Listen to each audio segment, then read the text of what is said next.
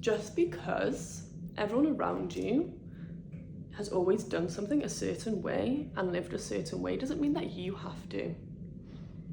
You can become your own person, and you can get values, you can get integrity, you can get honesty, you can get truth, you can get the idea of justice and what is right and what is wrong. Just because the whole world does something does not mean that it's right morally. It does not mean that it's good for your heart and your soul. Because how we treat others, and especially how we treat children and animals, and especially how we treat people when they have wronged us, those things stay in our heart and our soul. And I don't know about you, but for me, I have forgiven when it is so hard to forgive. I have forgiven the men who have abused me, the men who have raped me. I've forgiven kind of my mother's parents for beating her, for her whole upbringing, for lying, for abusing animals, beating dogs, neglecting children, fostering children, neglecting children, beating a foster child, lying about it in court, going to church every Sunday. And it's because our heart and our soul, we must take good care of our heart and our soul. And we can't become evil because others have done evil. That is so important, not becoming the evil that was done unto others, unto yourself. But you can fight for justice with this, what I'm doing now, telling the truth, the truth, the truth, the truth, the truth, shining light on lies and deception and wrongdoings. So here's 3 little steps that you can do to find out if you're negatively influenced by those around you.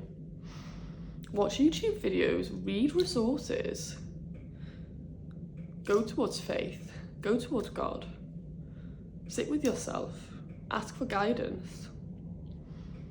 Start a routine that suits you. Question if what you're doing is good. And why? Why is it good? Because someone else told you that it's good? And why would doing something else be wrong? Because someone else told you that it's wrong? And then really question that and get to know yourself. Get to know your boundaries. Who do you like being around and why? And why don't you like being around certain people? Do you gossip? Why do you gossip? Isn't that a waste of time? Why do you work for someone else when you can work for yourself? But what does working for yourself look like? All of these things.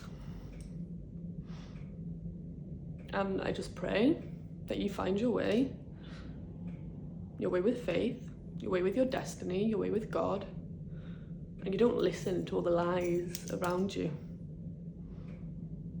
that's been confusing you and pulling you in negative directions, because we've all been there. I've been there. I used to be addicted to drugs. I used to take Xanax all the time, sniff anything up my nose,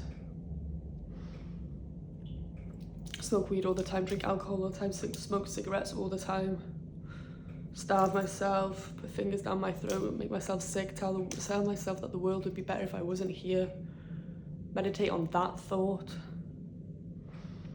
write in my journal how bad I am, how much the world would be better if I wasn't here. That's a demonic entity, by the way, but I didn't know it at the time, and I didn't even know it when I was healed from it, actually.